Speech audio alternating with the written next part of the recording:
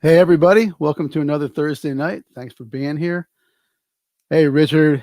Richard Edwards in the UK. Again, Richard is amazing. He stays up way into the morning every Thursday to check out the show. It's an awesome honor to have him here doing that. Hey, Jazzy. Hey, John. Hey, Wendell. Hey, Vincent. Hey, Terry from West Coast. It's great to have you all here in the space. So, hey, Roxy, how are you? Roxy, tell me again, where are you? Philippines? Is that right? Hey, Joseph, how are you? Nice to see you.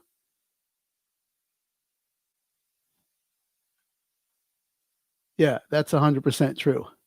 It is an art, and you can't beat Tom Scott. So, anyway, uh, I'm going to get quickly into the meat of this with my special guest. There's a lot to cover today, so um, I'm not going to play anything. And there's a version of Miracle from last week, had a little bit of trouble. That's out on YouTube on the web. You can check that out. But I want to get right into the to my special guest because um, since in the nascent period of this broadcast, I've basically been talking to peers, and that's been fantastic. I've talked to some wonderful peers of mine. Tonight, I am not talking to a peer. Tonight, I am talking to a teacher.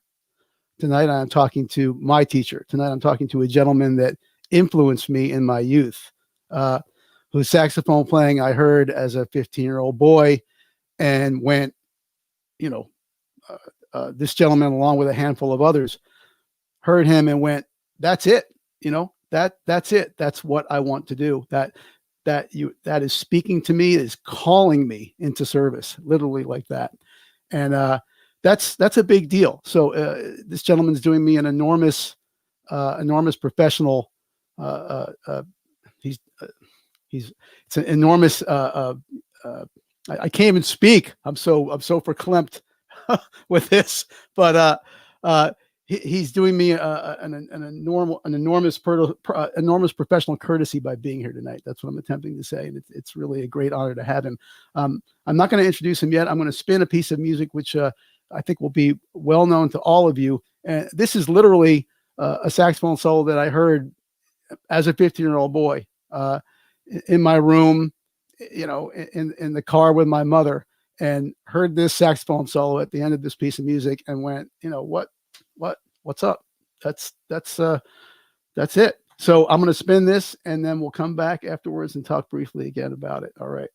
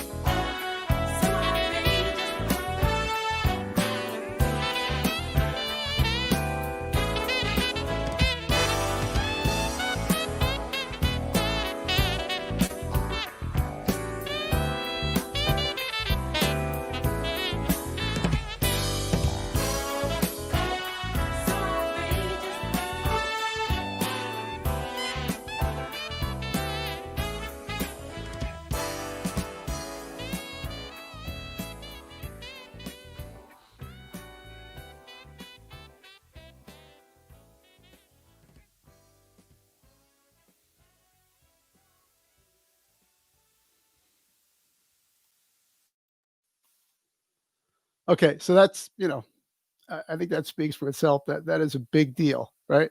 That's Black Cow from Steely Dan's Asia. side one of that album is arguably a pop saxophone holy grail. And the first song on side one of that album is Black Cow. It features my guest, Tom Scott. And anyway, that is a clinic. That is a clinic in playing behind a singer, finding your spots. So vocals, you got background vocals, you got a horn section parts, you've got a rhythm section. And that is a clinic in how to occupy that space, find the spots where you can speak coherently, and do it with style and time and melodic development, phrasing, sound, pitch, register. There's not much else to say. So that I can articulate that in this way as a grown man. When I heard that as a 15-year-old boy, I couldn't articulate it in any of those ways. I just knew that was something significant, and I had to pay attention to it. So anyway, this gentleman, Tom Scott, is with us tonight, and as I said, it's an incredible honor. Tom's career is significant. It's epic. You know him as a saxophone artist, and also as a saxophone professional, a sideman. It's not more than that, obviously, but his career spans more than that, right? He's a musical director, a recognized and award-winning musical director. He's done a ton of TV and film composing, right? He has 2 Beatles on his credit list. He's toured. It's almost difficult for me to imagine that much work actually got done by one human being. And that's another thing that we'll talk about. So I'm going to bring Tom in. We're going to talk to him about his career playing the saxophone, and in addition, some of the different ways he's incorporated the instrument into a song. Later in the broadcast, he's going to play us some recordings in which the sax represents the character of the lover, the liberator, and even the enemy. So without further ado, let me welcome into the space Tom Scott. Daniel, bring Tom on in. Awesome. Hey, there he Andy, is. hi. Hey, how are you? So I am fine. A very eloquent intro, my friend. Thank you. Well, thank you. That is a heartfelt expression of the true experience of a 15-year-old boy in Philadelphia, Pennsylvania. You were not aware of that experience. You were busy being you. No. But myself and many others like me, moved by what we heard. And I guess I wanted to start out by saying, and we'll see where the conversation goes, certainly. But briefly, arguably that period, the 70s, was sort of like the most fertile period for music, for instances of that type, the saxophone solo in the context of a vocal pop song. And I heard Dave Sanborn doing that. I heard Mike Brecker doing that. I heard Phil Woods playing with Billy Joel, right? Just as I was coming of age as a student of the saxophone. And I mean, it just blew my mind, all of that. And I didn't realize that was really a moment in time, right? It hadn't really been like that in the 60s. Kind of saxophone solo stayed in the 80s. It was still around. I had one on a pop song that was a big hit, in my smaller career, and then it kind of went away. So just coincidentally, as I was coming of age, there was this unbelievably fertile ground, right, that was available to me and to influence me. And that was an amazing circumstance. So I just quickly, what are your thoughts in terms of, participating in that and being an adult and being part of that? What was that like? It was fun. I consider myself, incredibly fortunate to be in the company of the gentleman you mentioned and know them personally and hang out with them, and be able to hang out with Michael Brecker and David Sanborn and Grover Washington. We became really good friends later. He was another big, great influence in those days. And I'll tell you what, honestly, as I look back on it, I'm 72 now, and I still look back on that period with such affection, and I still feel a sense of privilege that I could be a part of it, quite honestly. So amazing. I mean, and this is not this in no way diminishes your formidable talent in so many areas, but one of the other things that you were graced with was perfect timing, right? To bring your formidable talent to bear at this incredible period of time where there was a place for you to ply that in such an amazing way. And that, my friend, was what we call good fortune, and you can't force that to happen. What I always say to people is, who knows what the future will bring? Will there be a revival of saxophone music, appreciation for the instrument? Down the road, who knows? Who knows? But I always tell people that you can't force good luck to happen to you, but you can put yourself in a position for good things to happen to you, whatever there is available out there. And that's by being prepared, being ready, being having your craft down, and taking advantage. I always say play every card you're dealt, even if it seems mundane and insignificant at the time. You never know what will turn into the best decision you ever made in your life. Right. So true. So true. It's literally, I mean, in my small experience, the gig that you drag yourself to and you feel like, I don't even want to go do this, for an unknown reason, ends up being extremely impactful. Someone's there that later has an enormous impact on your career or your trajectory, and you almost blew that gig off, that kind of thing. So that's right. So not I don't want to get too deep into these weeds. I want to keep the music flowing and talk briefly about. So I became aware of you, right? And I'm going to say like 2 or 3 years like late in terms of when it came out. I found Tomcat, right, which was an influential album for me. And I'd like to great cover too, by the way. I was going to say that, Daniel, if you can find the cover to Tomcat and put it on the screen at some point in this broadcast, you really should. It's just an unbelievable album cover. It's an unbelievable album. There's so much about that album, including the cover, which is like just perfect 1970s. It's like the best expression of 1970s musical art. And anyway, I'd like to spin one of my favorite cuts from that album, which is called Refried, and then talk about some saxophone related things that were important to me in that cut. So let me do that, and we'll come back on the other end of that. So everyone, this is Refried from Tomcat, 1975. Is that correct, Tom? 74, I think. 74. Okay. I mean, the other thing is, Tom has made so many albums that it's like there's one a year for his entire life, so it's almost hard to keep track of what's where. But, not exactly, but anyway. But it was a long time ago, you know. It's you made a lot of those years. You made a lot of music, my friend. So anyway, let me slip into stereo here real quick, and we're going to play Refried, and we'll come back on the other side of that. Great.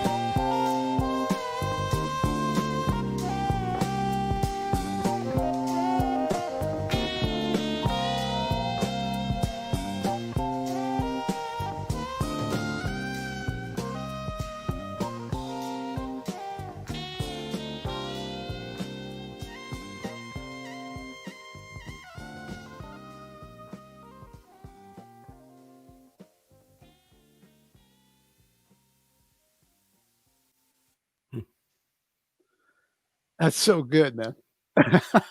So effing good. So there's so much to unpack there. Like first of all, the band, right? Mm, I'm John and Max, amazing, right? And I mean, I'm going to say like under heralded, man. I mean that it's a deep pocket, right? I hear Crusaders, I hear Headhunters, I hear the Meters, but it's all speaking as you guys, right? right. And before we get to the main point, also like the state of the recording art, right? That is a well recorded album, right? That those sounds are you hear that it was done in L.A. that record. Mm-hmm. So you hear the state of the recording art, right? Like when it was the formidable, the heralded analog gear, right? That everyone talks about. Right. That is correct. That is right. It has that sound, man. That is stature, and that lasts. It stands the test of time. So anyway, on the main thing I was going to discuss from the saxophone point of view was you and Robin, right? And the bending note thing that you're able to do with him, and the way that's locking up is a deep thing. It's a deep thing. How hard was that? How much work did that take, or did you guys was it just boom? Well, it took a bit of rehearsal, but we tended to see the phrasing in a pretty similar way. Like how how much do you bend? How far do you bend? At what rate do you bend? All the details of the bending you got to work out. But we figured it out. We were able to agree pretty quickly on how it should be phrased. And this is actually I would call this the second tune of this nature. The first one we did it on was a tune on the original, what they call the Belt Buckle record, which was our first LA Express record. And the tune was called Sneaking in the Back. And that's where we started doing the of course the lyric. Of course, I just remembered Larry Carlton was the bass player, the guitar player on that one. So not Robin.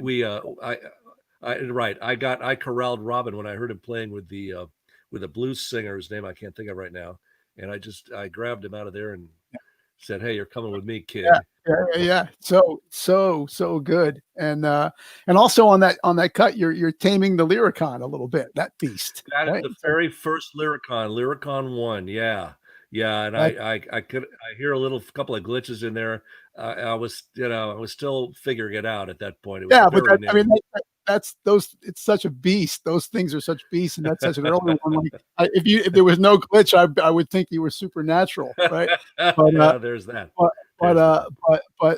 So there's so much great stuff in that cut to unpack, right? Plus just the super deep vibe, right? The chilled out vibe, and it just brings me back to my high school days. Things I shouldn't have done, won't talk about, but it's got such a deep, chilled out 70s vibe to it. So that when I became aware of you and then found that record, it was like that was the dead center intersection. So that band, that particular band that on the track you just heard, we toured with Joni Mitchell.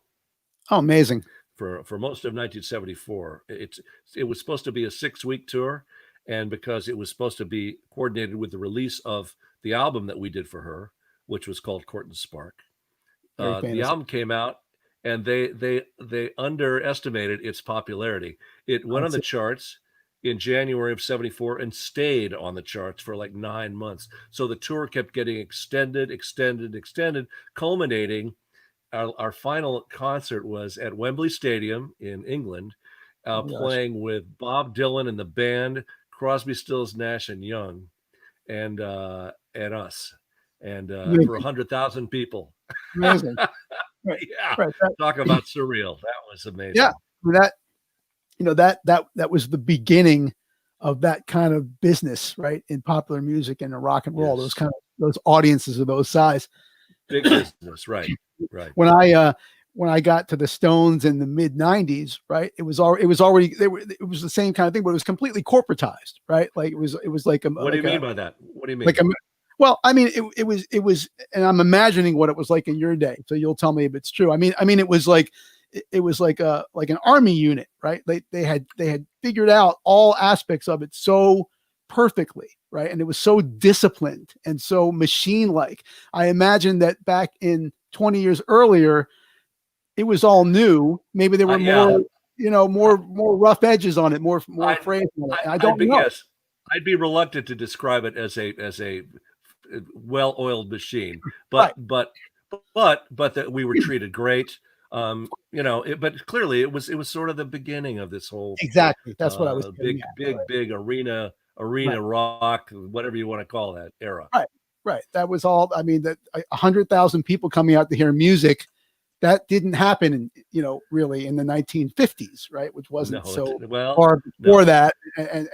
So anyway, it's all goes to the idea of you being there to participate in this legendary thing as it happened, right? Kind of the as it descriptor happened. of That's right. modern popular music, which and Yeah, the basic descriptor of that remains to this day. So yeah. um, that is so cool. But anyway, I'm looking at the clock and make sure let's see, keep myself on schedule here, make sure I have enough time to speak to you before I turn it over to you. Yeah. We're good. All cool. All right, good. so on the solo album thing, like rural still life, right? Like you're 19, you're 20, and there was an Yes, album before that, right? 19. Right. No. Well, yes, there was one before that. That's right. Right. Sorry. So Yeah. so so here's my other question, right? Like I grew up in a household. My father was an attorney. There was no one around that was professionally related to music or knew anything about that, right? So Oh, I really? I just like I just bounced off of walls, went the wrong direction, trying to figure out like how to do this or how to be in it or what it was. You grew Yeah, up in a very different household. You I grew up in a did. household that was a professional music household, and It so was. I wondered about like is there an intersection between that and the idea that you're like putting out a solo album when you're still a teenager, right? Yeah, well, it certainly, let me put it this way, it certainly didn't hurt to Right, have the kind of constant exposure I had to high quality music from a very young age. I right, mean, I remember probably my first real musical love was folk music. And by that folk music in those days, I don't mean Bob Dylan and Joan Baez. That was all later. I'm talking about groups like Pete Seeger and the Weavers and Burl Ives and uh, and right. uh, The predate, Josh. right? Yeah. All these guys, Huddy Ledbetter, Leadbelly, they called him, and all Unbelievable. these records. I wore them out, and then I in fourth grade, we had a new music teacher, Mrs. Todd. God, she was old then. She's been gone a very long time, and she Maybe came so. around and offered. In those days, they had schools. I feel so sad that music programs have been so drastically cut because Yes. I just Yes. think there's a real important contribution that music can make to a young mind, whether or not they want to be Absolutely. professionals. The idea of collective, banding together to do something bigger than themselves, Yes. that, Yes. and I still remember those high school concerts we did. There was one festival we did. We played a rather difficult piece called La Fiesta Mexicana, which was a concert band piece, pretty complicated. We rehearsed it like for weeks, and we Right. went to this festival at a high school somewhere in the San Fernando Valley where I grew up, and we started to play this thing, and it was magical. I mean, all of us like felt, oh my God, this is amazing. I will never forget that evening. And I'm not even that big a fan of concert band music, but Right. but that night I was part of something that was so joyous to experience and uplifting and life affirming. It was great, and everybody was in that orchestra or band at that time benefited from that evening. I'll guarantee you. Without a doubt. Without a doubt. I mean, there's so much good juju in music. I mean, all the collaborative things and the social things that you talk about, but there's also Right. discipline and work ethic and focus, There right? is that, and I And did. and and I and, wasn't the and, best and practicer in the world.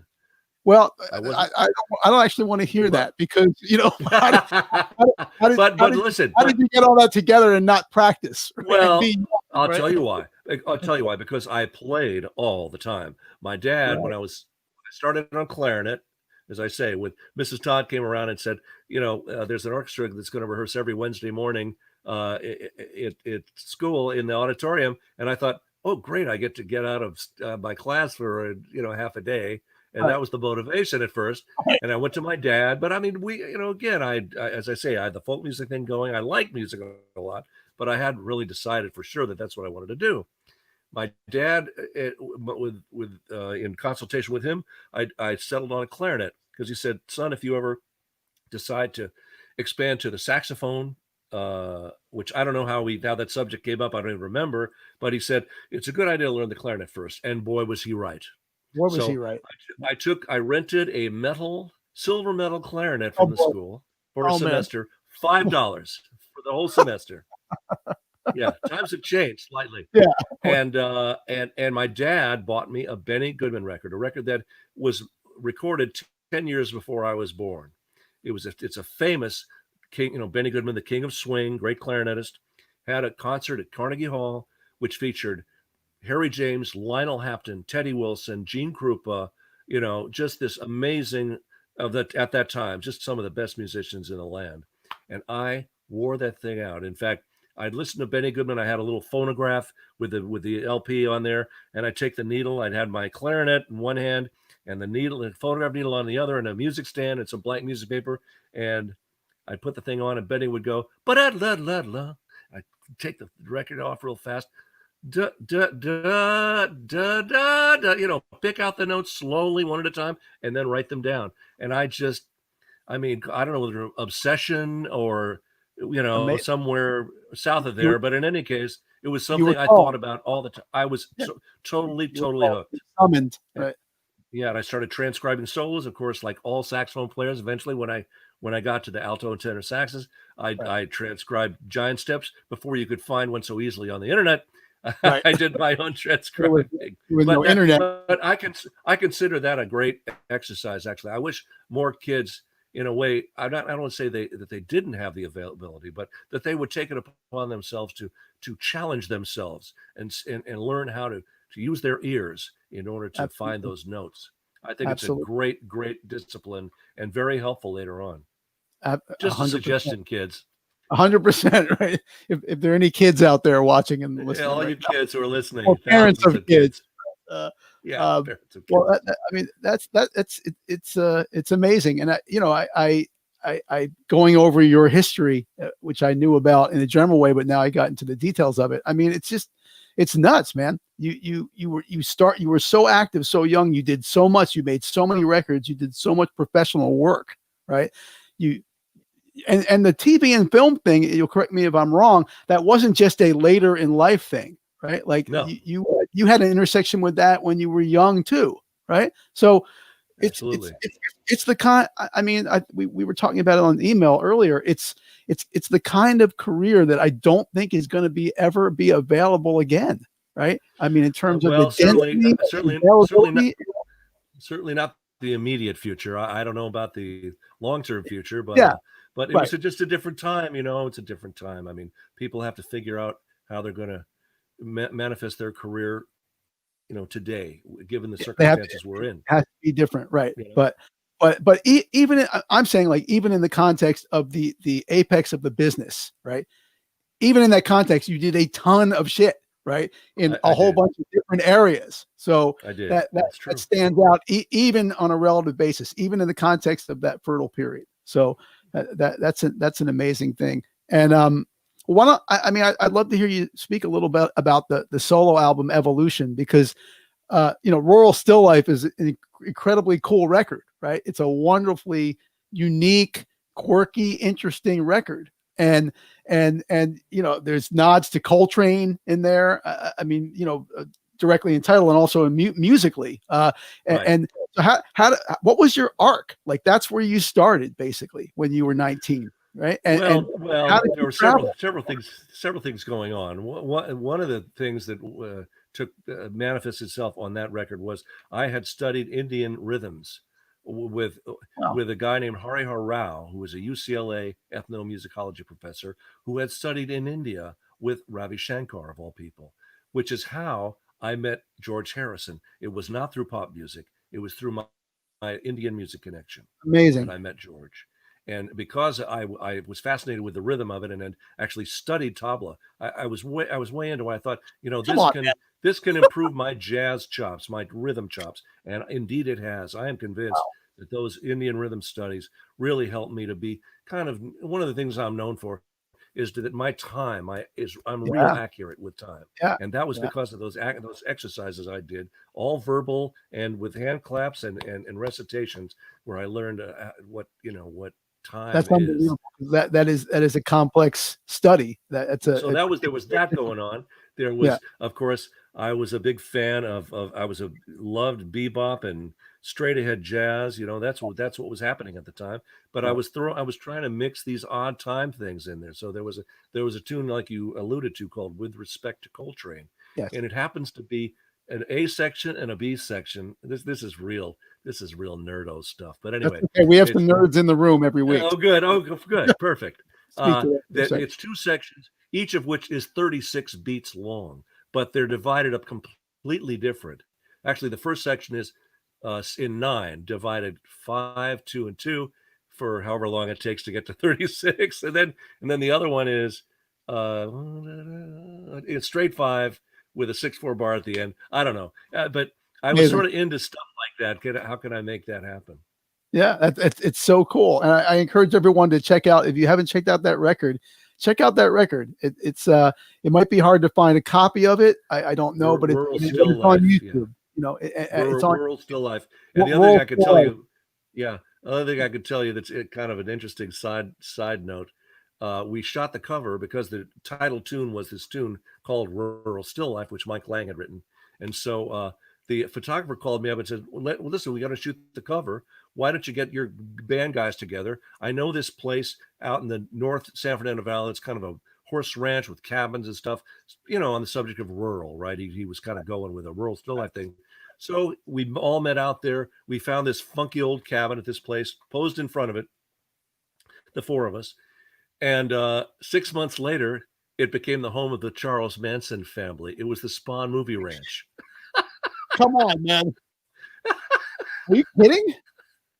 No, I'm not kidding Not at kidding. all. Yeah, that I would be a am weird very thing to serious. make a joke about. That is nuts.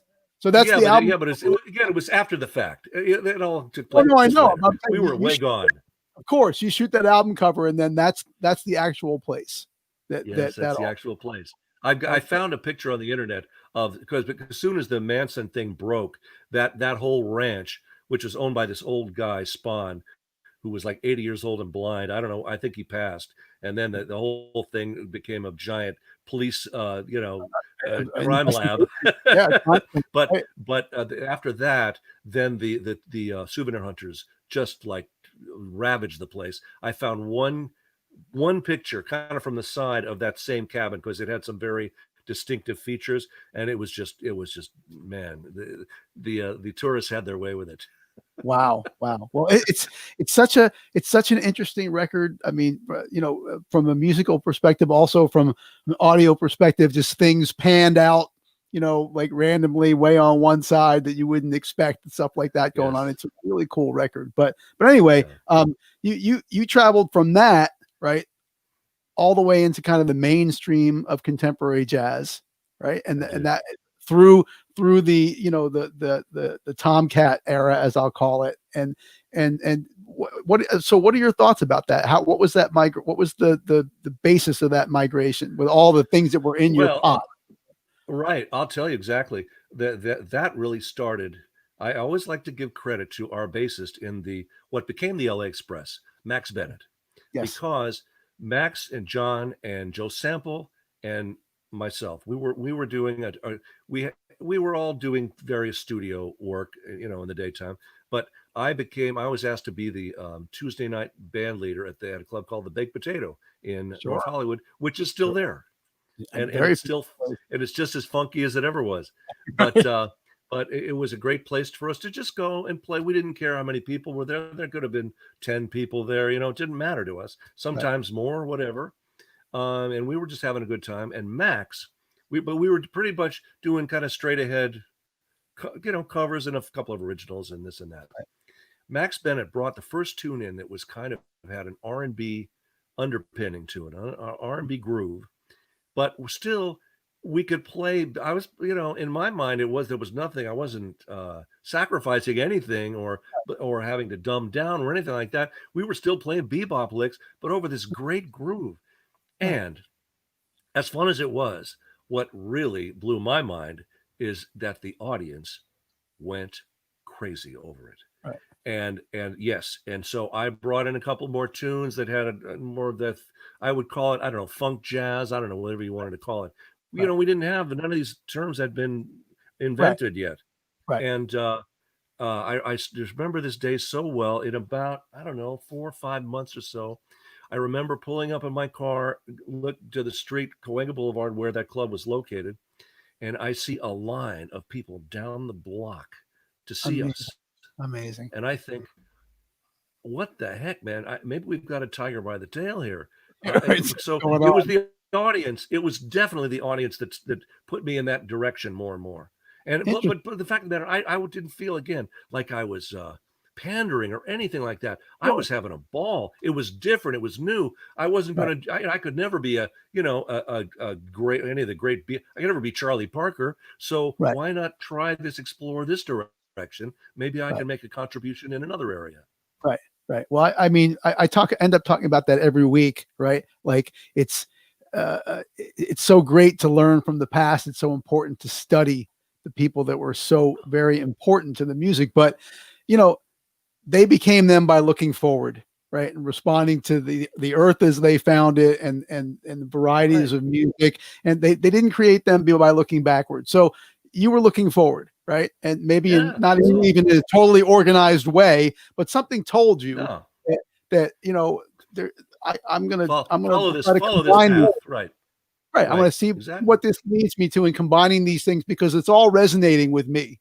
And Yeah. I would, which is awesome. And you also know that the pandering never works. It never works, right? You know what? Pandering to music. I don't think I've I ever had to, honestly. I've never felt I was. I've never done it, and this is it's a touchy subject. But when I look out and I see people that I think are trying to shade themselves, right, in order to achieve success as they imagine it, right, instead of being the honest version of themselves, it doesn't work. It No. doesn't actually No. pay off, right? So No, you've so always got to be yourself first, because that's the only thing that's going to convince other people that you mean it. exactly, exactly. And the thing is, people, God bless them, right? Like no matter how non-technical they are about music, they smell truth, man. They hunt out That's truth, I and that's and right. that is for sure. But anyway, so I think we're at the point in the evening where you're going to do a presentation that you've prepared. Oh So my gosh. I am? Oh is that Lord. correct?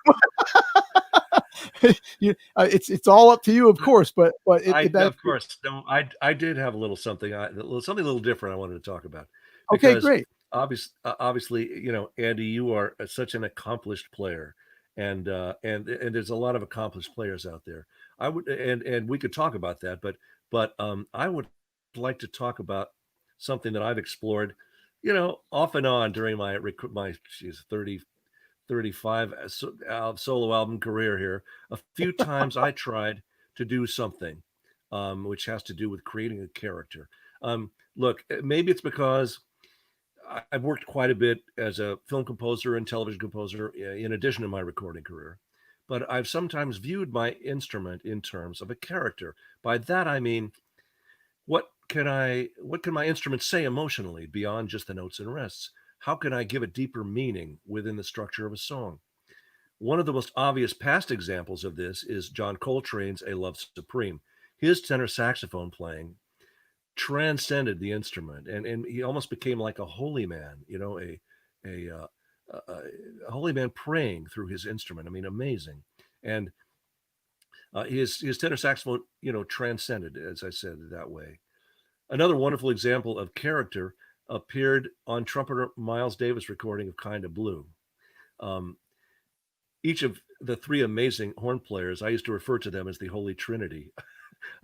uh, each of them had a distinct character. Miles was the epitome of hipness, laid back, very sparse, and the ultimate cool guy. Then you had Coltrane. Jazz critic Ira Gitler referred to his playing as sheets of sound. He played a flurry of notes as if on a quest, searching for some deeper meaning. And then following him was alto saxophonist Cannonball Adderley. This man projected utter joy and happiness through his instrument, as if to say, "Hey there, how you doing? Beautiful day, isn't it?" You know, three completely different characters, each one totally engaging. That's what I mean when I use the word character when applied to music. The records I cite, of course, came from the 1960s, before there were such things as jazz fusion, funk jazz, or smooth jazz. What I attempted to do with my music 20 plus years later was to apply the same principle, kind of on my terms. And the first example of that that I'd like you to hear is a tune called Desire, which I'm very proud to say got nominated for a Grammy as Best Instrumental Composition that year, 82, I think it was. And the idea of that was that the character of the melody and of the soprano saxes, which I played, was the lover, working his way into a without being too graphic, a climax with the object of his affection. So the tune starts out kind of, low key and building, and the bridge then builds more, and then the payoff is actually we had some girls come in and just say desire like that, kind of whisper it, and that's sort of the payoff with some horn licks that are kind of reminiscent of the Steely Dan horn section kind of sound. And I was very proud of the tune because I had written a tune called Desire, thinking that would be the title tune. And we rehearsed all the music the day before. And we had some great players, by the way: Vinny Colaiuta, Victor Feldman, Neil Stubenhouse on bass, Mike Landau on guitar, Buzzy Featon on guitar. Just an unbelievable group of musicians. And we rehearsed all the music for this album called Desire. And the only tune that sucked, quite frankly, was the one I'd written called Desire. So I went home and thought that I can do a whole lot better than this. This just isn't happening. And I wrote the tune that night for the session the next day. I was very driven. And I thought, I've got to make this in Desire. I've got to make Desire the character, the thing that is the focus of this song. So apparently I did okay. As I say, I got nominated for a Grammy. But anyway, give it a whirl, Andy, if you will. All right, we're going to spin Desire right now.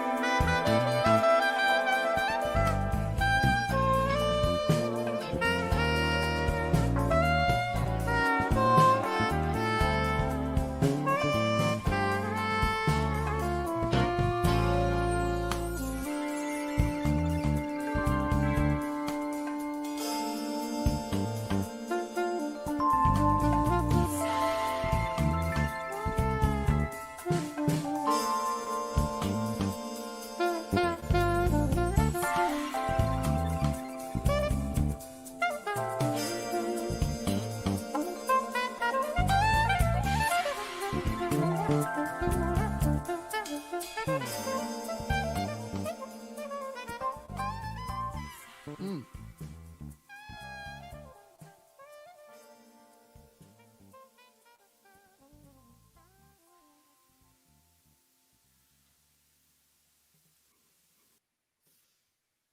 Amazing. So I'm going to jump in quickly on your presentation and just say incredible soprano sound and such a distinct and unique inflection set, right? On your approach. It's you. It's me. Really, really, really, really I, fantastic to hear. you know, Okay. So now, I haven't listened to that in a while, but I'm still very proud of that tune. There's something about that that's really cool. yeah, it's gorgeous, gorgeous, gorgeous. So, okay. Now I'm shutting up. Please continue. Okay, excuse me 1 second. Just a little Yeah, drink here. Um, sure.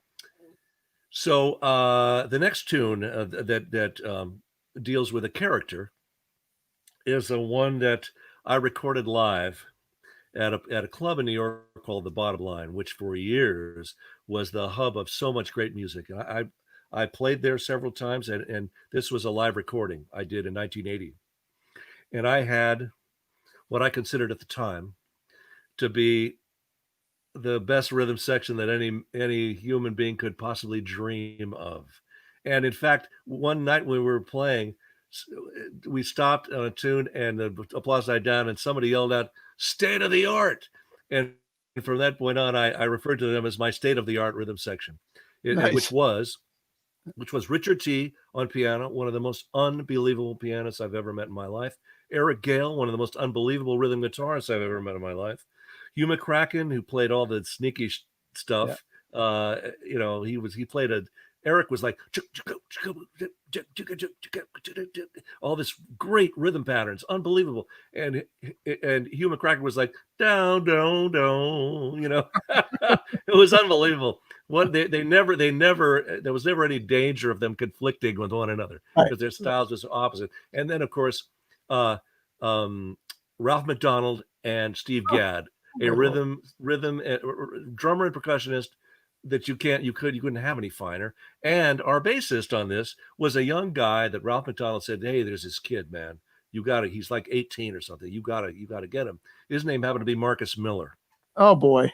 So this was the band that I got to stand in front of on the Bottom Line stage for a Nuts. week, Nuts. and I was like I wanted to pinch myself every night. I was Nuts. so thrilled just to be with them and Yeah. listen to them, have them play that unbelievable stuff that came out of them. So this song, I decided I was thinking one day, how can I in those days, look, R&B and the kind of music, funk music that I was very much attracted to was primarily black music. Okay, Right. so I thought, what about a song that talks about, autobiographical, I suppose, to an extent, a white guy who just feels he relates to black music and R&B and funk more. So I wrote a tune and I had a lyricist friend of mine flesh it out. We ended up calling it "So White and So Funky," You can own which is that. probably politically incorrect at this moment in time, but that's what it was. And it was never meant to be anything than just a kind of a goof about a guy who's a white guy who just so I got one of the greatest singers to sing this, Dr. John. If you are familiar at all with Dr. John, a great Creole jazz, I don't want to call him jazz exactly, great pianist, had that down south thing Yeah. nailed. I toured with And him and when so I was young, so I am familiar. But sure. And so I brought him into the club. I taught him the song, and we did it. And so my role as a saxophone player in this tune is to be kind of the bridge between the guy who just can't find his way, and his dad won't help him out. By the way, there's a reference in there to Lawrence Welk. Now, for those of you who don't know who Lawrence Welk was, Lawrence Welk at that time was the epitome of sort of the corny, unhip band. He had a television show which my grandmother adored. Oh God, I had to watch it there every week when I was there with her. But it was kind of kind of really. We used to call it Ricky Ticky music because that's what it sounded like to us. It was not hip. Okay, so I make reference to that, And so a couple of verses about that. And it's an audience participation song as well, because I taught the audience to say, when I give you 3 beats, you go, so funky. And so we rehearsed that. They hadn't heard the song yet, but we rehearsed that. Okay, guy, everybody in the audience, 1, 2, 3, so funky. And it's great. I said, great. That's perfect. Do that every time. And so we got Dr. John. We've got him talking about being white and not feeling he's in the right place. Then comes the saxophone solo, and I'm the character that makes the transition. Where and after that solo is over, now he feels comfortable being loving R&B, and he's into it, and he's happy doing it, and that's what he does and loves it. So with that, here is Dr. John and the state-of-the-art New York rhythm section doing So White and So Funky.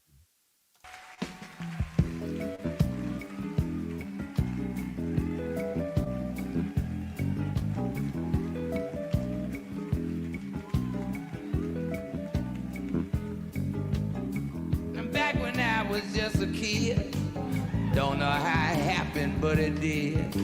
The music they played back home just never seemed right. One day I heard a soul band on the radio, and something inside of me just let go. I said, how can I be so white and so funky? Tell me, how can I not be so white and so funky? How can I be so white and so funky? I don't believe that you're cutting through. How to be so bad, but it's so funky. Such a funky honky.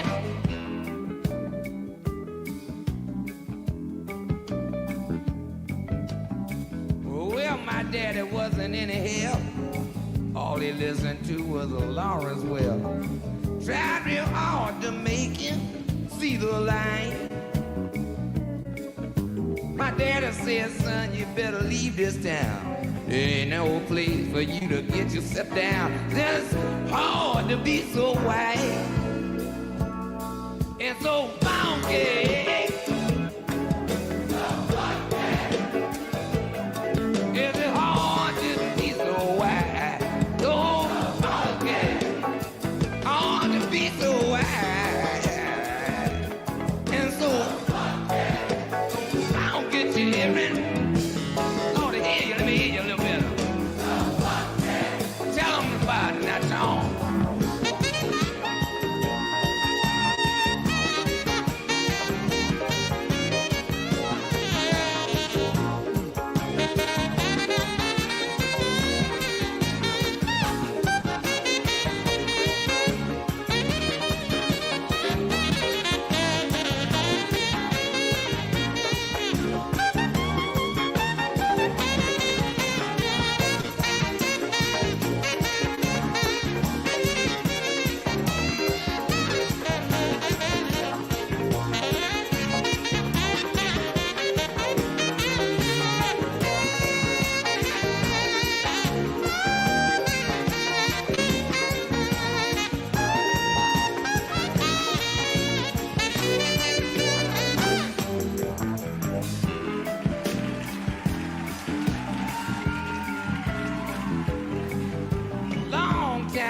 I've been playing around. Now everybody kinda dig my sound. You say hot damn, we could listen to you all night.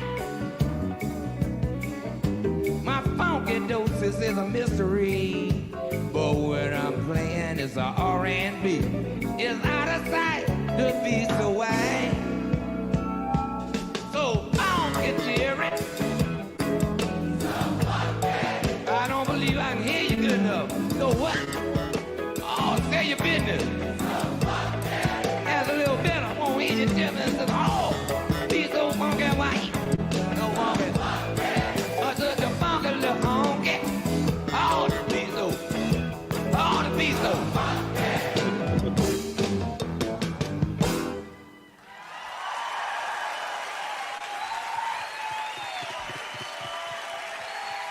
Dr. John. Hey. Tom Scott. That's it.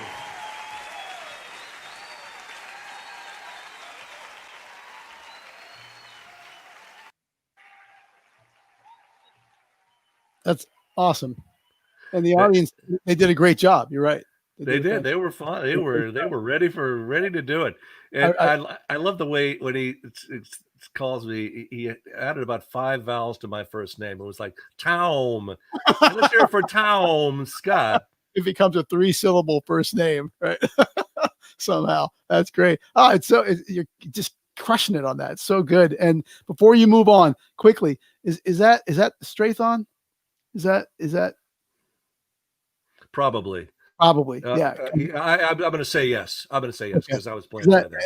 We won't go into that geek festival. That's a mouthpiece for those of you who don't know what the heck he's talking about. Yeah, it's a very, a period specific mouthpiece with an adjustable baffle that kind of like you were known for, and I think singularly. Yeah. And I'm just mentioning it because it particularly in that cut, you hear it. It's a definition aspect of your sound, right? Which separate you from the other people at the time playing in these styles in these ways. So again, I wasn't looking to separate myself in that way. Yeah, I hear you. In fact, the fact of the matter is that I tried other mouthpieces from time to time, as we all do. Right. On most of them, I always end up sounding more or less like me because your ears just direct them. If you've been doing this long enough, you kind of have an approach, and it just makes itself known in whatever you're playing. That's right. Mouthpiece, horn, whatever it is, you're going to sound like whatever it is. Yeah. It is a strong vector, but I, even within that, like, it's interesting to me that, and at the time I noted that was, it was part of what was recognizable as you, right? Notwithstanding the fact that you would sound like you on any mouthpiece, but the harmonic distribution, whatever it is of that mouthpiece, was an extra character set. I love that mouthpiece at the time. It got stolen. The whole horn got stolen at a point. Oh man, that's a shame. All right, so I apologize for jumping in. I interrupted. That's okay. But I had to say that. So do your thing.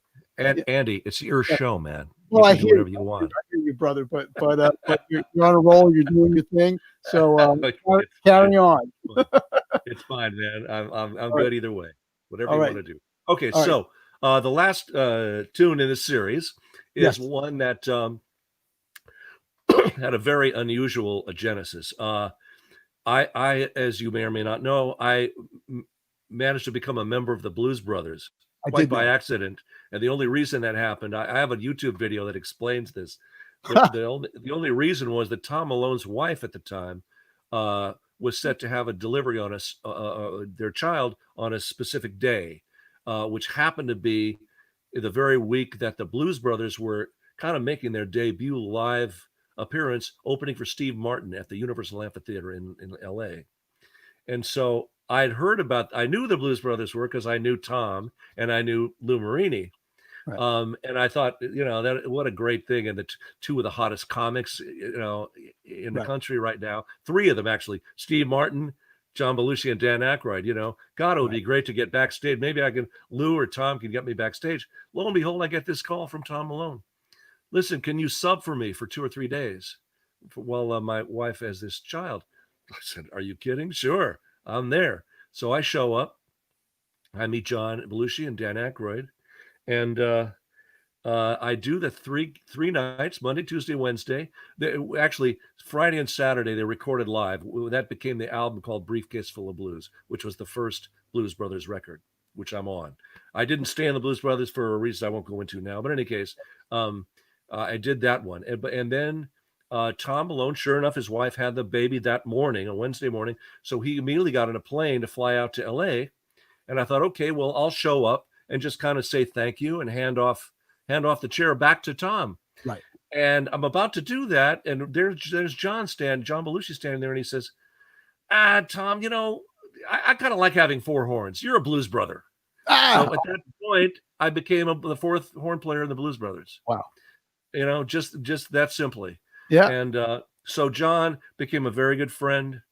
He was a very mercurial guy. He, unfortunately, drugs led him to be a different guy than he was normally, because he was in his heart, just a wonderful spirit, a sweet guy, and not to mention funny, by the way. Right. And so one night we met at a kind of a hip bar on Sunset Strip called over on the Rocks. There was the Roxy, which was a very famous kind of music performance venue in those days, and then above it there was a club called On the Rocks, and because the guy who owned it was basically my record company, Lou Adler. Wow. He owned it, and so I kind of got up there, and John, I would walk up there and I'd see, good Lord, I'd see Tony Curtis and Peter Boyle and Jack Nicholson and Angelica Houston and all these people. But I was up there with John one night, and John brought in a friend of his, a guy whose name, I don't think it's his real name, but it's Lee Ving. Lee Ving was led a punk rock band called Fear. And he was kind of a, redneck looking guy. I didn't know what to make of him, but turns out that his persona as this guy, Lee Ving, was really a character. And he, in fact, as a human being, was intelligent, well-read, very smart, and fun. So we became friends. So after John passed, I was doing an album called Target. And I thought, gosh, it would be great. Why don't I get Lee Ving to do something? It would be just interesting and different. Do one of his kind of, I don't, what do they call it? Rap. It's, he doesn't sing, or he just talks. Right. It's like, what do they call that? But it's kind of like rap in a way, I guess. Right. But with sort of a punk vibe to it. And so I proposed it to him. And I said, look, can you sing a song about something about your life or something where a saxophone could be involved? And he says to me, how about a song where I'm in New York and I can't stand it there because the people and the crowds, and it's just bugging me. And but the thing that bugs me the most is the sound of a saxophone. I said, fantastic, right? Good, do it. Now, I had just recently used that multiple overdub tenor sound on a big hit thing, which was one of the first rap tunes, I guess, called Rapture with Blondie. Right. And so I was thinking of that sound to become the annoying saxophone that Lee Ving can't stand in the song. So we went in the studio, and this, by the way, as Desire was recorded straight to 2-track. Everybody in the room at once. No overdub. The only thing I overdubbed on this one was the harmony parts underneath the lead saxophone. But we did it all together. Lee Ving came in, and in one take I wasn't even sure how good he was at doing that. I thought, well, we might have to overdub it. Who knows? He nailed it the very first time, and he wrote out all the lyrics and just went with us, and boom, it was thrilling. So here is Tom Scott and his bunch of wonderful LA studio musicians. By the way, this including Harvey Mason on this one, playing drums. Neil Stubenhouse again. The guitar players were different. Paul Jackson Jr. Wow. And who was the other one? I can't remember now. Oh, I know. Carlos Rios on guitar. I'm pretty sure it was Victor Feldman again. Anyway, an unbelievable LA band, and Lee Ving in a tune called Got to Get Out of New York.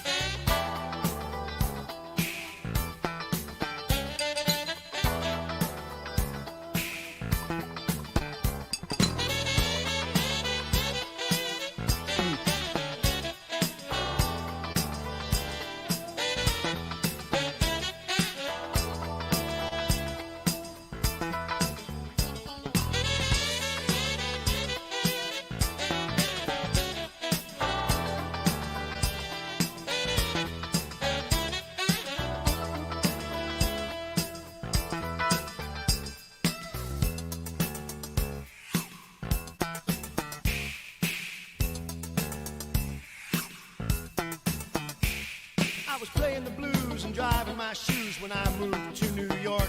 Well, I heard there was lots of music there, but I thought it was every sort. But the sound that I was gonna make did with no approval of me. So I walked around Manhattan town just staring at my feet. Well, I found some boys could make the noise, and I thought it might have made us rich. They said they wouldn't play this stuff because the two styles didn't mix. But in a lonely crowd, I went back downtown, got homebugged to the bone. But on the way, I saw behind every tree was someone with a saxophone. I was burning loud, I was taking it down. Got to get out of New York. But I was barely alive, no one was surprised. Got to get out of New York. Huh.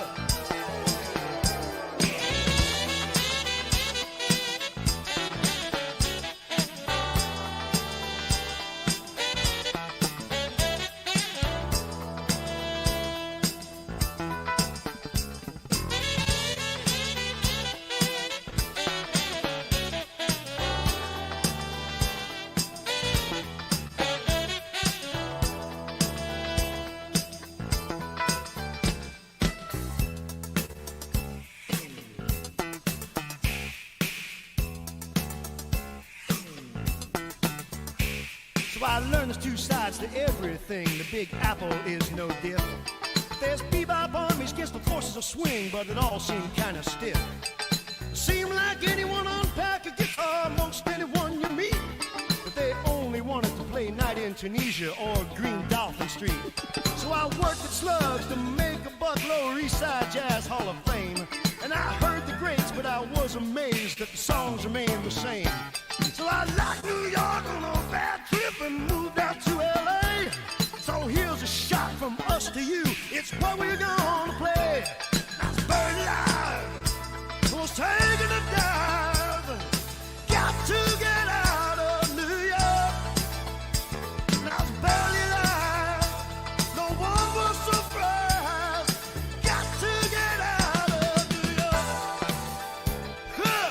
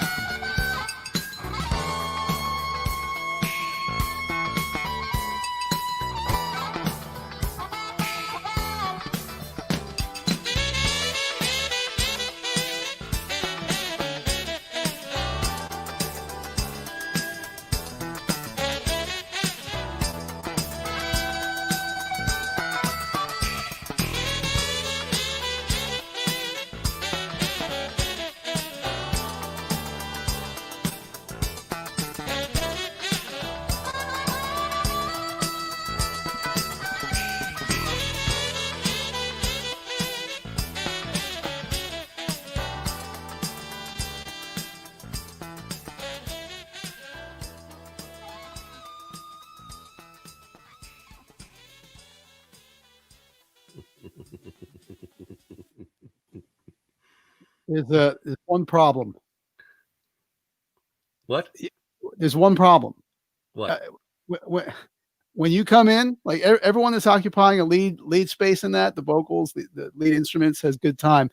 But when you come in, this shit is so swinging. It is so badass, hardcore swinging. There's no way anyone's going to leave New York because of that, right?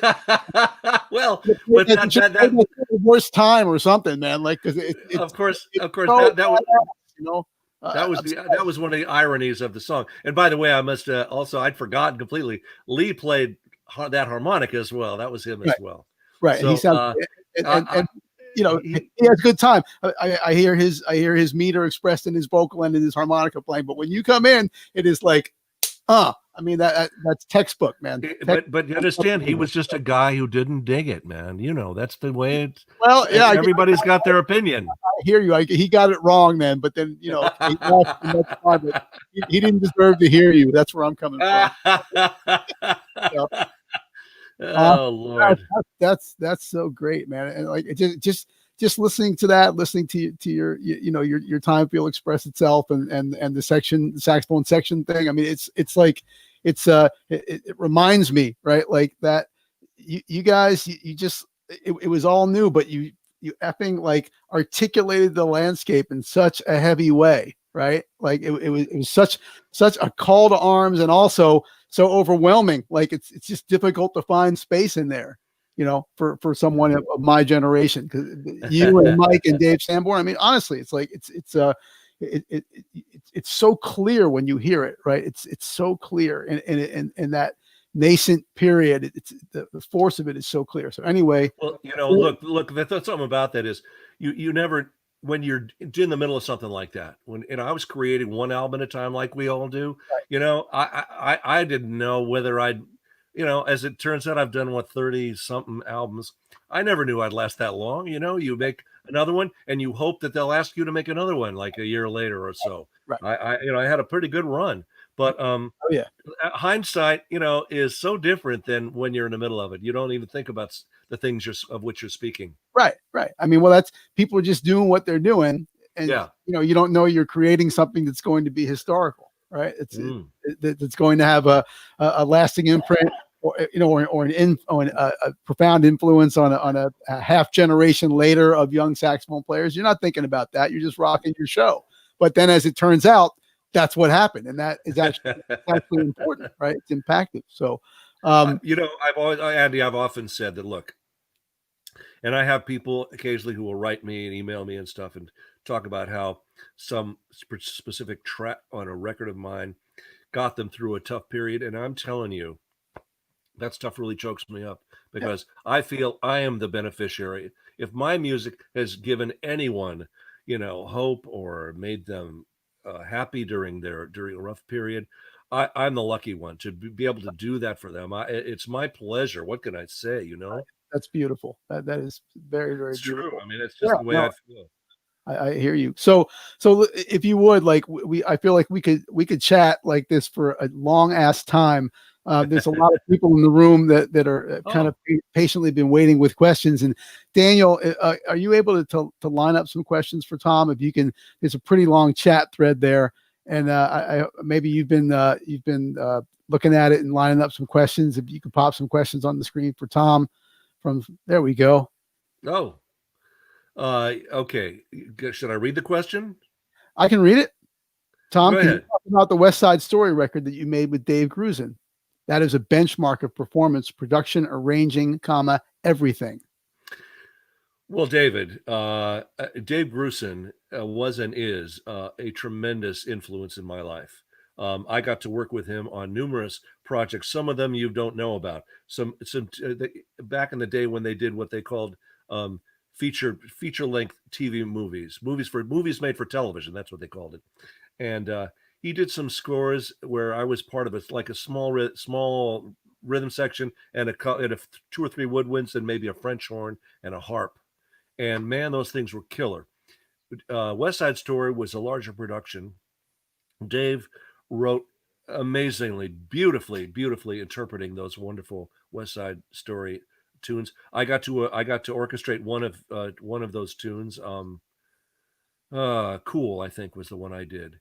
But listen, Dave Grusin never did a average production in his life. Everything I've ever been associated with him has been just sterling, superb. Just lucky to be there, man. I've been so privileged to be able to work on many different projects with a guy of that caliber, of that excellence.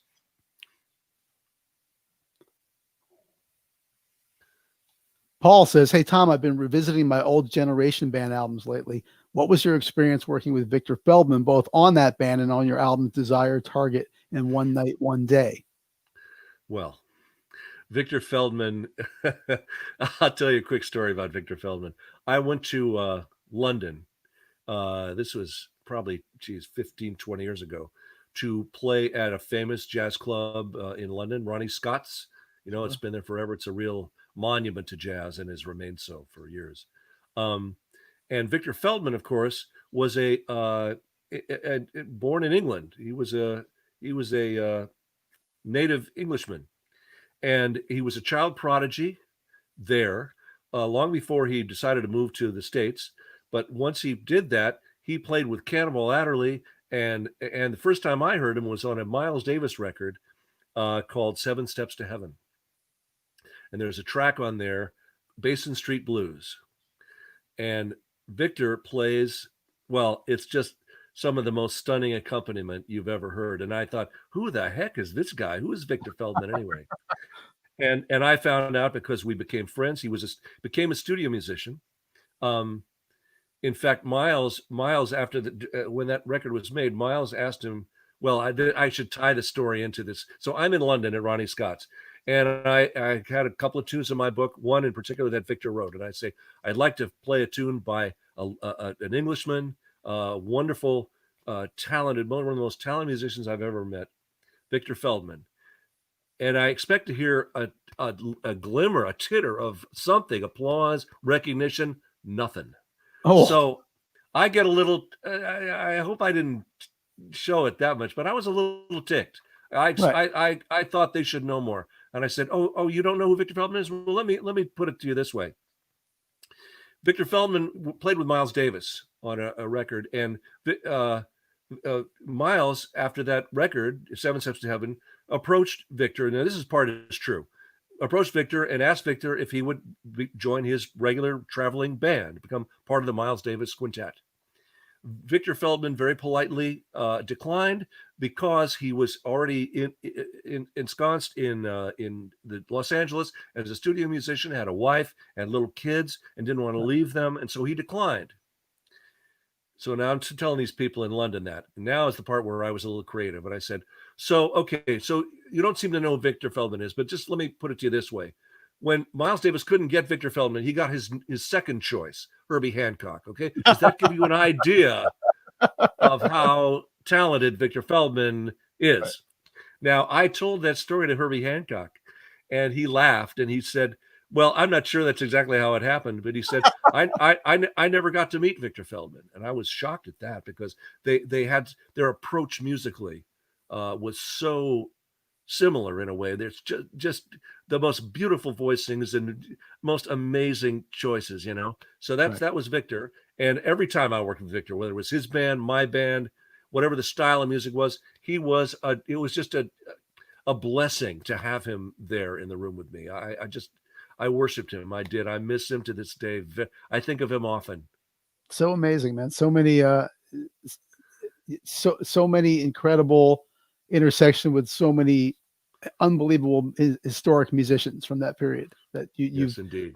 You've had those experiences. It's amazing. It's amazing. True. Victor was certainly a unbelievably talented killer. gentleman. What a killer. Oh my Lord.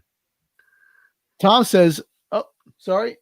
I'm going to overrule you, Daniel. Sorry. Tom, I was looking at Tom. Tom's a great saxophone player from Pittsburgh. He said, was it the song Gotcha from the Blow It Out album, which became the Starsky and Hutch theme, serve as the catalyst to other TV themes and film scoring? How did you make that jump?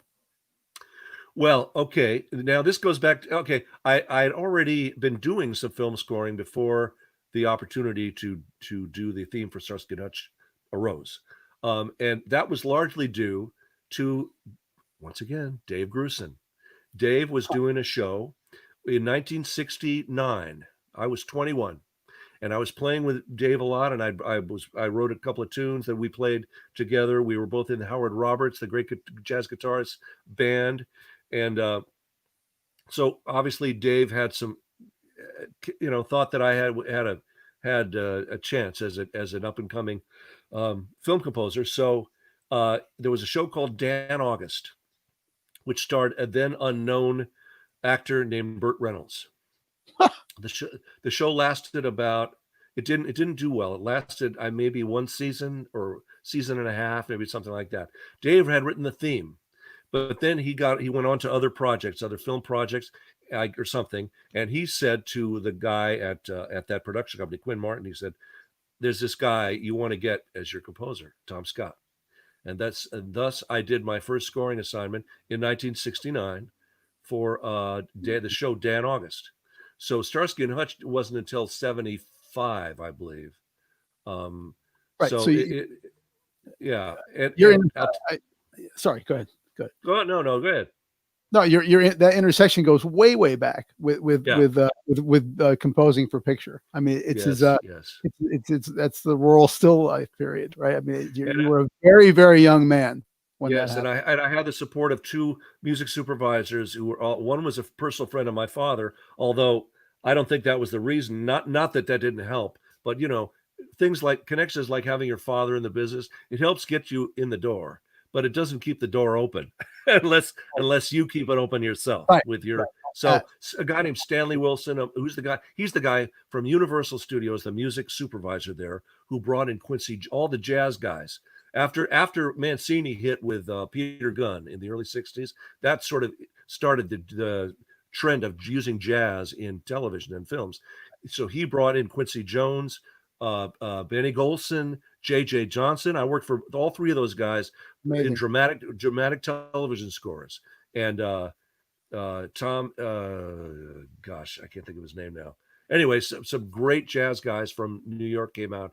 Well, Oliver Nelson, okay, the guy who Right, actually got me my first record deal. right, I must not forget him. right. Again, listen, it was the right place, the right time. I had Yeah, played with people who were influential and believed in me. right. That's it. That's it. I mean, it's I sit here and listen to you, and it's just kind of nuts, right? Because I mean, we would all be naturally envious, right? Of the what the intersection of your talent and your timing on the planet Earth and your work ethic and your drive provided for you in terms of this. I mean, I wish it's I could. I wish I could have brought. legendary. I wish I could have brought all of you who are listening now with me Thank to, you. to share the experience, because you're right. It was amazing. It It's was. nuts. And I'm gonna like we're gonna keep going on that front right now with this slight left turn. Tom, love your horn arrangements on Steely Dan's Asia. Can you tell us about your association with them? So I mean, your well is endlessly deep, but now we're going to talk about Steely Dan in you. So I can't go. Can we go to 2 hours? No, just kidding. we'll talk, man. We'll talk. So Steely Dan. So I suppose it's been enough years has passed since I can share this with you. Walter Becker and I had the same pot dealer. Okay. Yeah, I think you're okay to say that. Right that's how I'm. Yeah, now I guess it's all right. cool. So I used to see him over there, and I guess he knew my work or something. Somehow he said, "Yeah, Tom, we're working on this album. We need some horns. Can you come in and meet with us?" Sure. So I went into that studio in off Santa Monica Boulevard, name I can't think of right now, and they were there and they played me the songs. What I always like to say is I was one of the lucky ones, because the horn arrangements that we did for Asia, which is every tune had a horn arrangement of mine on it, except the tune Asia, which had that unbelievable Wade Shorter solo, and Steve Gadd solo, ridiculous. Yes, right. But every other tune needed horns, so they gave me a reel-to-reel tape in those days, of course, with all those tunes on it, and they said to me, "We want, how many? They said like 7 horns. I think they said 7 or 8 horns, but they said don't write any like high lead trumpet. We hate high trumpets." Okay, fine, whatever. Right. So I think we ended up with 2 trumpets and flugelhorns kind of things, doubling, and maybe 2 trombones and 4 saxophones. So that would be 8. I think that's what it was. Right. I figured that is the orchestration. So I went home and I thought, well, some of the lead sheets that they had for these tunes were like very basic chords. And I thought, now, wait a minute, you can't orchestrate these things properly for 8 horns, having them play a 3-note chord. It's just going to sound dumb. Right. So I thought, well, I'll take a chance. I'll utilize my Oliver Nelson experience, because I had worked with his band and got a kind of a sense of his voice. I learned a lot from listening to his voicings and stuff. So I did a kind of where I took a chord and instead of a 3-note chord, made it a 5-6-note chord, and just thought, okay, either they're going to like it or they're going to toss me out of the building. And I went in and fingers crossed, and lo and behold, they liked it. And so we did the whole album in 4 nights, 4 evenings, and they were great. And I always like to say that I knew that there would be a lot of rhythm players. I used to say there were bodies strung all the way down Santa Monica Boulevard Sure. of great bass players, drummers, and guitarists. Right. Great ones who right. just They they didn't were right yeah. for whatever reason. I don't know. You worked with Right. them, right? You know. Yeah, I mean, they you know, I would say, you know, like similar to a Paul Simon, they've got their nose on something, right? And it's not satisfied necessarily by somebody being a great musician, right? They have to be the great musician, the thing, right?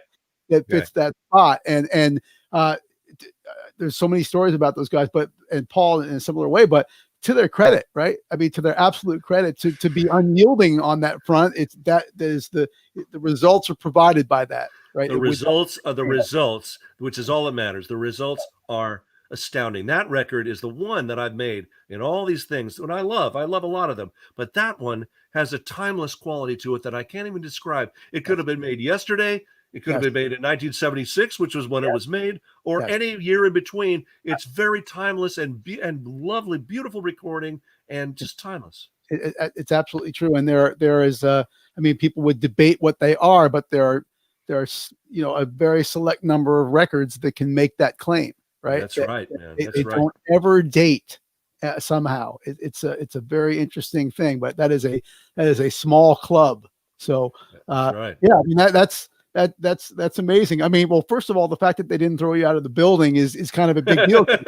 We're saying they threw a lot of people out of the building, right? So metaphorically, not literally, metaphorically. But statistically, the odds were against you, right? And, that's correct. That is right. You prevailed, which is fantastic. All right, I'm gonna pull out one more. Matt says, you mentioned when your Mark 6s in the Strathon were stolen. That was about the time you were the band leader on Pat Sajak's show. I heard the section guy in your band, some guy named Gabe Kaz, had one of your Strathons and gave it back when your gear disappeared. Do you still have it? Do you ever revisit it?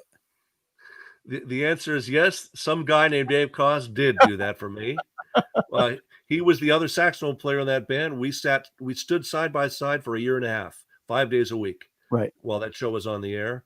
And I always like to say I taught him everything he knows, but of course that's not true. Sure, you taught him a lot. You know, whatever I taught him, I was happy to do it. Yeah. He was great companion and a wonderful player. And I laud him. I congratulate him on all the success he's had since then. Absolutely. And yes, he did help me with the Strathon, which tided me over for a while. And you know, I moved on to other mouthpieces now. I'm a Jody jazz guy now. As am I. So that okay. Well, there you go.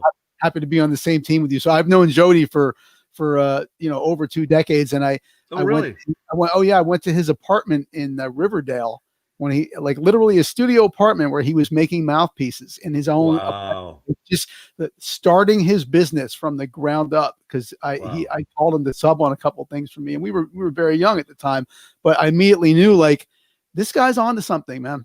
Like I immediately started playing. I can't remember what the piece he made at the time was. Maybe it's ESP but whatever it was, it's not something he manufactures currently. It's a long time ago, but I knew immediately he's onto something. He's good at this, and boom, like that another person you could laud for their success, right? And stick to it. So anyway, this question goes a little bit off to the side. Interesting. Tom, a comment on the influence of the late hard bop saxophonist Steve Grossman, who passed away earlier this year. This is a question I'm not qualified to answer, because I really was not. I didn't know Steve Grossman's work. I knew of him, but we never crossed paths that way. I'm sorry, I can't help you there. Okay, all good, all good. Hey guys, this is awesome. I missed the beginning. Will this be posted here or on YouTube afterward? Dan, I believe this will be posted on YouTube afterward. In fact, I'm sure of it. I can't tell you exactly how those details shake out, but I know that it will be. Tom, you're just say you'll put it on the website, and then whatever. Yeah, it'll be up there. I'm sure Daniel's going to plaster it all the places that I can be plastered, but and you can be. But Tom, your sound is classic. I grew up listening to you. Always enjoyed your playing. I absolutely agree with that. It is absolutely classic. Thanks. All right, here's Tom. Can you tell us about the experience of recording romances for a jazz soloist and orchestra with Patrick Williams? Well, sure. That was a couple of nights that were outstanding, because we had a full orchestra. So it was thrilling to be, a soloist with a full orchestra playing some music that had been written especially for me. I mean, Unbelievable. that was unbelievable. Yeah. Yeah, And Pat was a good friend. I did a couple of records with him, which are outstanding. One called Threshold, and another one called Dreams and Themes. Very proud of both of those because I did all the saxophone parts, all 5, and flute sections. All the, so, right. so That's another. Yeah, Sorry. yeah. Go ahead. So romances was it had some real modern classical sections to it. So it was listen, I was just again, it's like standing in front of the rhythm section I described earlier. I'm just glad to be standing there, hoping that I can live up to the whatever's expected of me. Honestly, but it's unbelievable. I mean, it's your thing is it's amazing and glorious and enviable and kind of piss you off in a way, right? Because one man did so much and had so many unbelievable opportunities with so many great musicians. In addition to, I was the way I got to that was I was going to mention the being like slightly annoyed at your doubling thing, right? Which is I will forever be like a mediocre doubler, right? And I recognized that early, and I made peace with that. It's fine, it's functional, but I'll never be that guy that. I know who the people are in New York who are going to get those calls. I'll get different kinds of calls, but that's, how did that come to be? Was the flute part of the early the clarinet thing, or did that come later? Or I tell you what, the flute tortured me in the beginning. Tortured me. Tortures me. Sob because I couldn't figure out how to put that air into that spot. I was fairly young. I'm talking about 16, 17. But I finally kind of got it. But then the thing that really straightened my butt out was being called. And what I remember distinctly is like Dave Grusin, these sessions I described earlier, was like 3 woodwinds. Gene Cipriano played great saxophone. He's still around. He's almost 90 now, and I love him dearly. Unbelievable. Oh, fantastic. You should talk to him, by the way. You'd love him. Okay. But the flute player that I was often, we had duplicate parts. So it was just 2 flutes playing in unison, me and Bud Shank. Bud Shank had a flute sound to die for. It was this liquid, beautiful, and always in tune. So here I am playing my flute, let me get in the picture. There we go. Trying to play along with Bud Shank. And boy, I'm telling you, he was sitting, there to my right. And I was just focused, like laser focused on his pitch. Just follow Bud. And I'm telling you, he straightened my ass out as far as improving my flute because I had to. I didn't have a choice. Right. This was like sink or swim. Right. And you've got the benefits. So you've got your talent and you've got your ear, and now your ear is right next to that thing. Yeah. Right? Now I got to apply it to being a flute player for a change. It's going in your ear, right? And your ear's going, okay, shit, I got to figure out how to get up to this. I got it. I got to just tag along behind him. Yep. Amazing. Maybe that's what I need. I need a similar situation though, but you need a Bud Shank in your life. That's right. It's probably a little too late at this point, but that's okay. Who knows? We'll see what happens.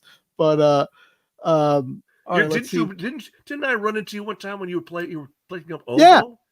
No. I worked with you. I worked with you on like something in New York, like the daytime Emmys. You were MDing. Oh, right. That's what it was. I was a clarinet player first, so I'm a pretty good clarinet player. So I was there playing clarinet. Me too, yeah. So I've got that. And that chair. The reason I was there, that I could be there, was that it was the saxophone and clarinet chair. Right? If there'd been a flute called the chair, you would not have seen me there that day. But there's a guy named Aaron Hike in New York. He's great. Oh, Aaron, man. Right? So I've known. So he's great. Awesome.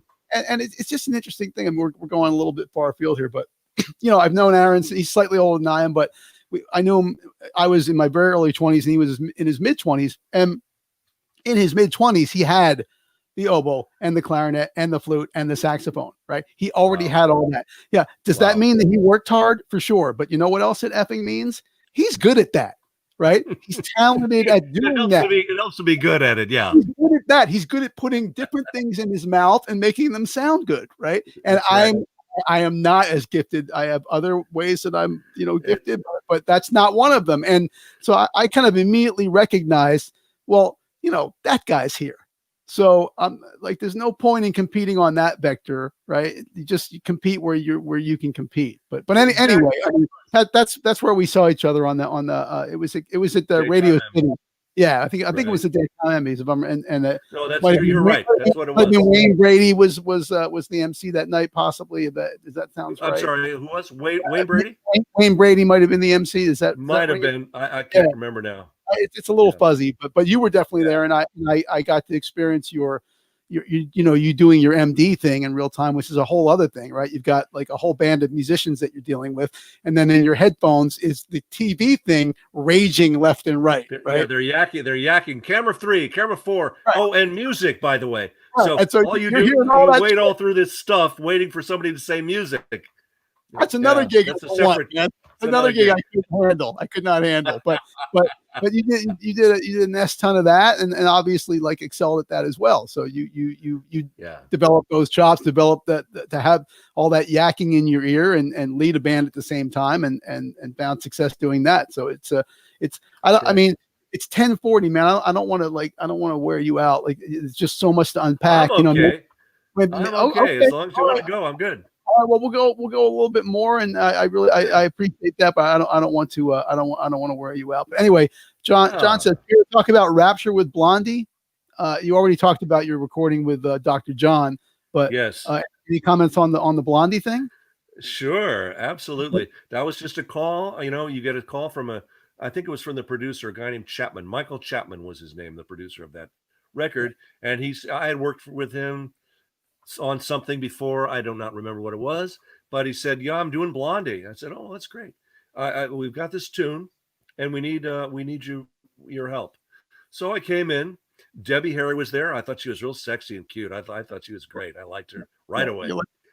And she was very nice to me, very pleasant. You just never know, are they going to be stuffy or standoffish? But she was very just down nice, and so I listened to this thing, and again, it was a rap. It was a rap, as you know. There was no melody per se, and but this vamp, it was a dance song, basically a disco tune, really. And so he said, "Okay, so right here, I want something to happen with the saxophone." Okay, and so I listened to it and tried to kind of gauge how long it was. So I think I constructed. How did I do this? I think I did a 4-bar phrase, the same 4-bar phrase again, and then I came up with a different 4 bars, and then I think it was like AABB kind of thing, I think, as I recall. And of course, in those days, you didn't cut and paste. Whatever you did, you had to do every time. There was no drag and drop. Right. No. If there's 4 times in the tune, you got to do it 4 times. Yeah. So I came up with this. I think I listened a little bit and scribbled out a little part and some harmony parts, and then just did it. And nobody said that. No, that sucks. So I guess I was okay. I mean, I don't remember the reaction, although it must have been positive. I guess I must have given him what he was looking for, because the thing came out exactly as I'd played it, and the thing was a pretty big hit. Yeah, absolutely. I did want to say, you asked about Dr. John as well. I loved him very much because he had this unique phrases. Like one thing he said one time, he's a champ off the ramp. Never heard that one before. He had his own. Yeah. Right.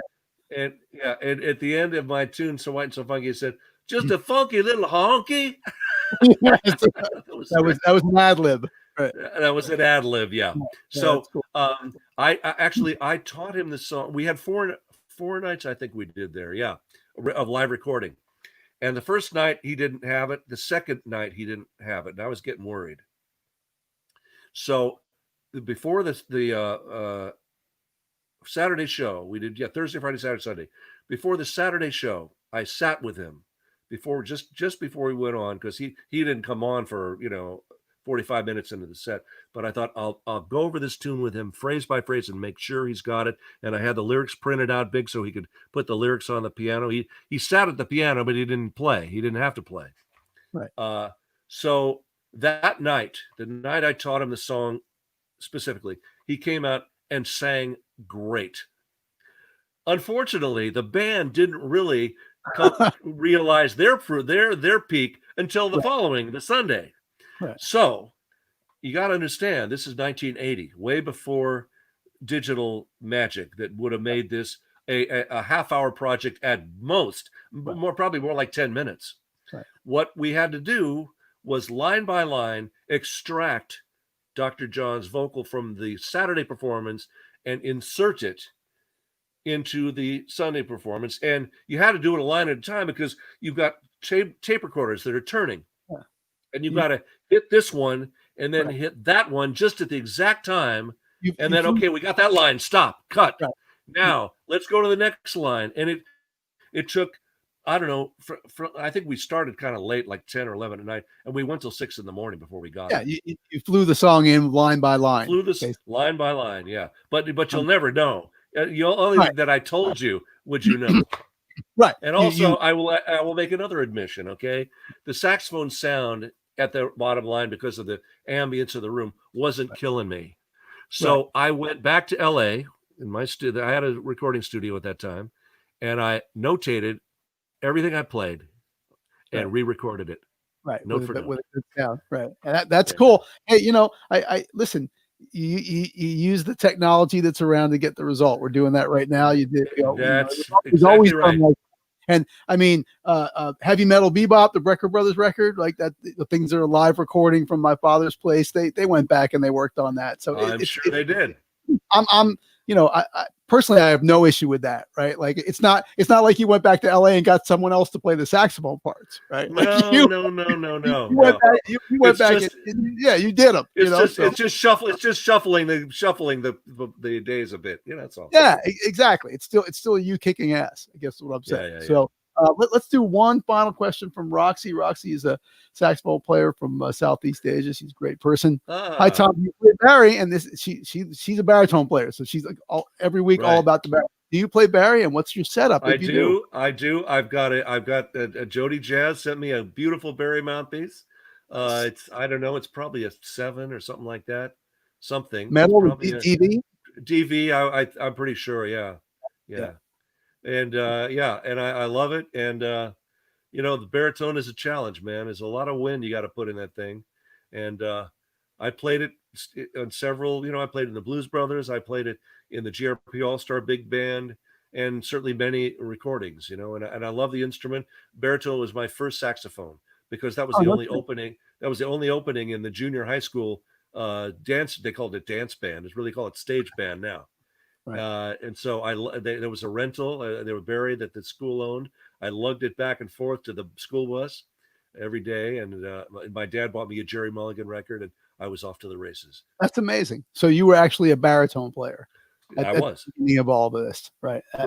Correct. That's fantastic. All right. So I lied. Well, this will be the last one, I promise, on the same subject. What's your Jody Jazz setup on the tenor? Oh, gosh. Oh, man. Jody's gonna kill me. You're on the spot. I'm sorry, man. I wouldn't have done that. I think it's the DV series. That's what I like. It's a DV. Yeah, metal and that golden circle. With the thing. Yeah. I love those, man. Love them. And I play currently. I went back to what I used to play reed wise. I've always played, by the way, artificial reeds ever since 1964 when what were they called? Fibercell reeds first came out. Because my teacher, who owned a music store and was a studio musician himself, Ben Cantor at Baxter Northup Music, said, "Listen, kid, if you can learn to play these things now, you'll love the fact that you won't have anywhere near the reed problems that the rest of us have." So I took that to heart. I play cane reeds on the clarinet because I haven't found a fiber type reed that sounds right. I play Van Doren, like purist in that way. But saxophones, all of them, I believe, I play fibercell reeds. You played Fibercane. and Fibercane was the first one. Fibercane, and then fibercell is the one I'm playing now. you played and you play. You're saying that is true Both. today. Correct. Get the Both. F out of here. So everything that we're talking about, everything that I'm hearing, right, in this historic overview, timeline overview, is on a not on a Cane Reed. You are correct, sir. Oh, come on, man. That's absurd. Are you kidding me? Like I said, the secret is get an early start. No, but you're the only guy, man. You're the only guy. You're definitely the only guy that can lay claim to That's the secret of my sound. Maybe so, but that kind of body of work on a non-Cane Reed, and that's unbelievable. That's I did not know that. That is a great note to end on, man. That's shocking and impressive. So, listen, let's at home do a round of applause for my special guest tonight, Tom Scott, because this is really a treat. This is an historic conversation with a gentleman that shaped. He was absolutely part of a small set of people that shaped modern saxophone, shaped contemporary saxophone, and that is no small notion. So, Andy, if I may say, you've been a marvelous host, and I'm delighted. All you people out there listening, we love you. We're delighted that you care about the music that we're so passionate about. You know, that's what has led us all here in the first place. And keep on doing it, and most of all, have fun. Enjoy music. It's meant to bring joy and satisfaction to your life, I think. That is also very, very true. So wise words from an amazingly accomplished man. All right, Tom. Well, enjoy your evening, Daniel. Take Tom on out of here. He's going to. You already ate, or you're gonna have something now? Who, me? Yeah. Did you already? No. I'm good. I'm done. You're good. All right. So whatever Yeah. you're on the West Coast, so it's not that late at night, but go and enjoy yourself. And again, thank you from the bottom of my heart so much for doing this. It's a unique honor to have you on, and I hope to see you again soon. Truly my pleasure. Thank you, Andy. Wonderful. All right, ladies and gentlemen, Tom Scott. Daniel, do your thing, buddy. All right, everybody. I'm going to wrap it up quick. That's epic. That's what that is. And there's not much else you can say about that. That is an epic presence on the saxophone for many decades as a sideman, as an artist. And I'm really proud of myself for keeping my composure actually through the whole evening and remaining reasonably articulate, because he's in that subset. Like I have Tom in the room, or I have Dave Sam. If I ever have Dave Sanborn in the room or someone like that, it's crazy. It's a really big deal for me now and for 15-year-old me, right? Looking forward. So anyway, thank you all for being here again. I'm going to take a break for Thanksgiving next week, because next Thursday is Thanksgiving. It's not going to do a show on Thanksgiving night, and we'll be back either the week after that or possibly the 10th, depending on how the guest list lines up. But I'll be broadcasting on that and let you know when the next show is and who's in line. And thank you again for being here. It's great to do the show. It's a really unique opportunity, and I will see you soon. Enjoy your holiday, everyone. If you're having Thanksgiving holiday if you're elsewhere in the world, enjoy your next Thursday. All right, Daniel, do your thing. Take me out of here, buddy.